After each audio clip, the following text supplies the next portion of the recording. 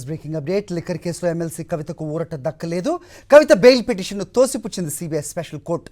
మధ్యంతర బెయిల్ ఇచ్చేందుకు నిరాకరించింది. తన కుమారుడి పరీక్షల నేపథ్యంలో బెయిల్ ఇవ్వాలని పిటిషన్లో కోరారు కవిత. రైట్, ఇదే అంశంపై మరింత సమాచారం మా ప్రతినిధి వెంకటేష్ ఇస్తారు న్యూఢిల్లీ నుంచి. వెంకటేష్, మనం ఉదయం మాట్లాడడం 9 గంటల బులెటిన్లో అదే రకంగా బెయిల్ను నిరాకరించింది సుప్రీంకోర్టు.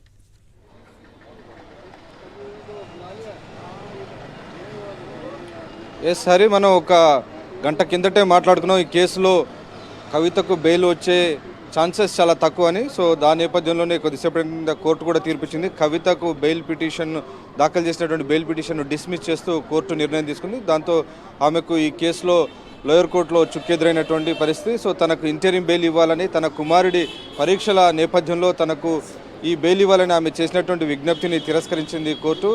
అలాగే ప్రధానంగా ఈ కేసుకు సంబంధించి కవిత పెట్టుకున్నటువంటి మరొక ముఖ్యమైన అంశం, తన కొడుకు ఎగ్జామ్స్ యాంగ్జైటీ ఉంది. అలాగే తాను మహిళను కాబట్టి ఈ కేసులో తనకు బెయిల్ ఇవ్వాలనేటువంటి విజ్ఞప్తిని ఆమె కోర్టు ముందుంచారు. అయినప్పటికీ కోర్టు ఆ విజ్ఞప్తిని తిరస్కరించింది. ప్రధానంగా ఈ కేసులో కవితకు సంబంధించినటువంటి అంశము, కవిత యొక్క పాత్ర చాలా కీలకం. ఆమెనే ఈ మొత్తం కేసులో కింగ్ పిన్గా ఉన్నారని క్లియర్గా ఛార్జ్ షీట్లో ఇప్పటికే ఈడీ అనేక సందర్భాల్లో పేర్కొంది. సో రిమాండ్ రిపోర్ట్లో కూడా ఆమె కింగ్ పిన్గా అభివర్ణించినటువంటి నేపథ్యం. ఆమెను కనుక ఇప్పుడు బయటకు విడిచిపెడితే సాక్షులను బెదిరించేటువంటి అవకాశం ఉంది, సాక్ష్యాలను తారుమారు చేసేటువంటి అవకాశం ఉందని చెప్పింది. దానికి ఒక ఉదాహరణ కూడా చూపింది. అరుణ్ పిల్లయ్ అనేటువంటి వ్యక్తి ఆయన బినామీ పేరుపైనే ఇండో స్పిరిట్లో భాగస్వామ్యం తీసుకుంది, పార్ట్నర్షిప్ తీసుకుంది. సో కవితకు ఈ కేసులో విచారిస్తామని ఈడీ నోటీసులు పంపిన వెంటనే ఆయన తన ఇచ్చినటువంటి వాంగ్మూలాన్ని వెనక్కి తీసుకున్నారు. సో క్లియర్గా ఇక్కడ కనబడుతుంది, కవిత విచారణకు సంబంధించి ఎప్పుడైతే బయటికి నోటీస్ ఇచ్చామో వెంటనే ఆయన తన వాంగ్మూలాన్ని రిట్రాక్ట్ చేసుకున్నారు. కాబట్టి ఆమె కనుక బయటికి వస్తే ఇదే రకమైనటువంటి పరిస్థితి ఎదురవుతుంది. ఎందుకంటే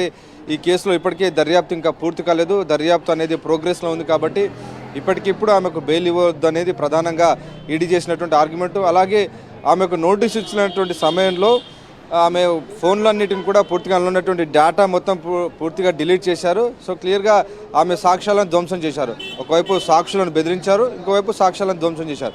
సో ఈ రెండు ప్రధానమైనటువంటి అంశాలను ఈడీ కోర్టు ముందు ఉంచింది. సో కోర్టు ముందు ఆ అంశాలు ఉంచినటువంటి నేపథ్యంలో అన్నిటినీ సాక్ష్యాధారాలన్నిటిని పరిశీలించిన తర్వాత కవితకు బెయిల్ ఇవ్వద్దని కోర్టు నిర్ణయం తీసుకుంది. సో ఆ నేపథ్యంలో ఆమెకు ఇంటరిమ్ బెయిల్ రిజెక్ట్ అయింది.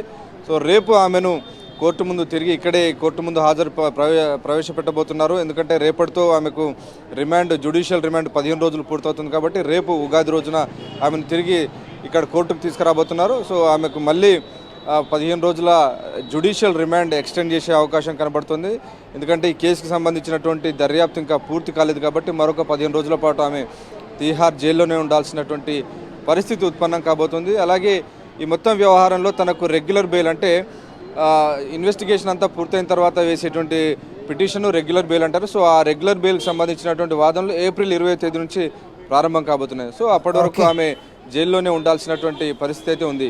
రైట్, రెగ్యులర్ బెయిల్కి ఇంకా సమయం ఉన్న నేపథ్యంలో మరి ఇంటరిమ్ బెయిల్ ఏదైతే పిటిషన్ వేశారో దాన్ని సిబిఐ స్పెషల్ కోర్టు ప్రస్తుతం నిరాకరించిన పరిస్థితి అయితే మనం చూస్తున్నాం. అదే మా రిపోర్టర్ వెంకటేష్ ఇచ్చిన అప్డేట్.